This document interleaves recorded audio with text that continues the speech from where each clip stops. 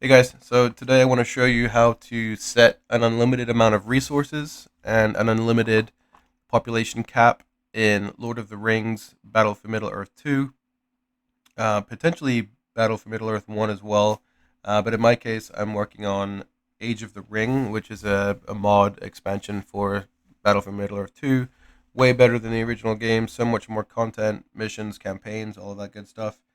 Um, but we are going to basically set it so we can have an unlimited size army and unlimited size resource pool, so the unlimited amount of money.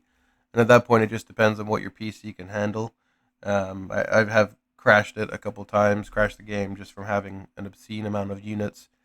Um, but regardless, you can have a lot more than you normally would be able to. So the first thing you want to do is grab a piece of software called Cheat Engine. You may have heard of it. It's been around for a very long time. Cheatengine.org. Hit the green button and download it. Windows will sometimes flag it as a malicious software. It's because it injects into memory, which is what some viruses do. In this case, it's not malicious. That's just what it does. So go ahead and approve it, or unblock it, whatever the case is, if you do run into that issue. But once it's installed on your computer, you want to open up your game. So in my case, it's Age of the Ring, and I've already started a skirmish. This is just a regular skirmish match, and I only ever use it in skirmish.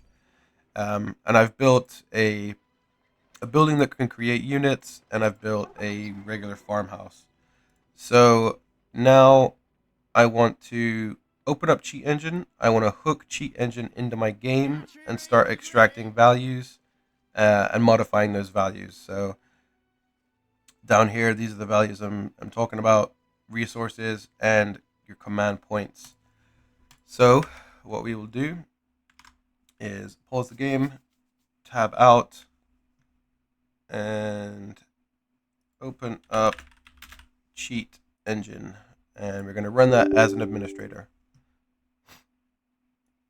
Okay, so now we want to open up the processes button and select a process. Sometimes it will default on applications or Windows. We specifically want to look at the processes tab. And the process we're looking for is game.dat. So that's going to be this one right here. Click on it and click open. So now Cheat Engine is hooked into the game, essentially, and it's able to get all of the data out of the game, all of the hex values and different points of data. So next step, go back in the game, and we are looking at 3800. That is our current amount of resources, and that's what we want to find to modify. So we'll go back into Cheat Engine, and we will look for 3800, and we'll hit first scan. So now there's 115 data points within the game that are currently at a value of 3800, and we don't know which ones of those represent your resources. When we do this, there's going to be about 3 values that you have to change together to change your resources. But the cool thing about Cheat Engine is when a value changes in the game, it will show you the old value, 3800, and the new value. So we can resume the game and let yourself earn a little bit of money. So every few seconds you'll earn some resources. So now we're at 3850.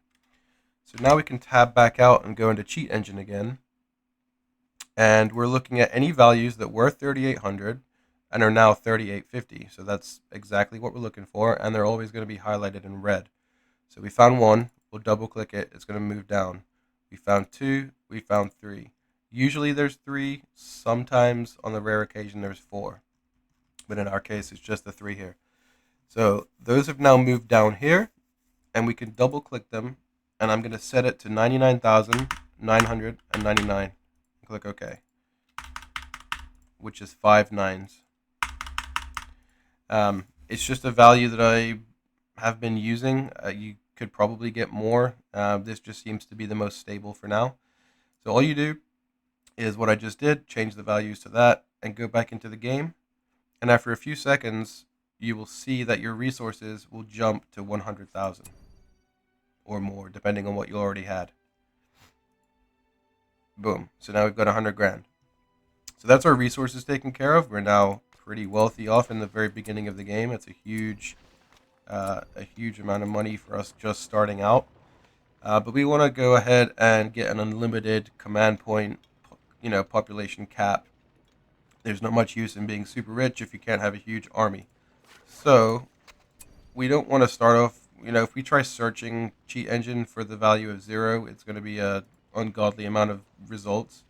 So we want to click on a unit to get created, which costs command points. This won't work with heroes because those don't cost any command points. We want to just do it with a regular unit. It doesn't matter what it is. We just want this number to be above 0. So let's wait for this guy to pop out.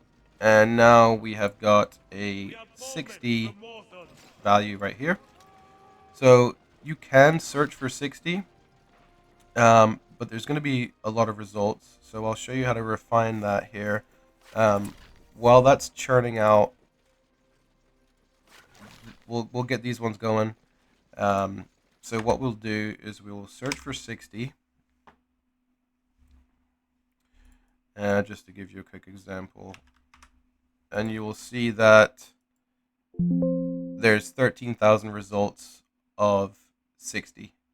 So, that's a lot of stuff to scroll through. It's the same process of looking at the value that changed, but we can actually refine it a little better in this when there's so many values. So let's wait for this to come out, and then once that goes from 60 to 120, we'll go to the next step.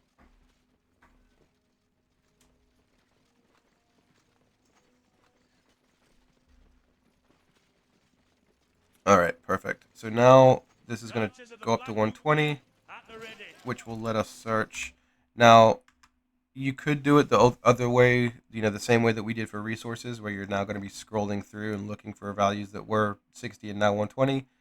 But with there being 13,000, that's a lot of stuff to look at. So what I'm going to do now is change this value from 60 in here to 120 and do next scan. And now we can see the two values that are currently at 120 that were at 60 before. And these are the exact two that we need. Double click,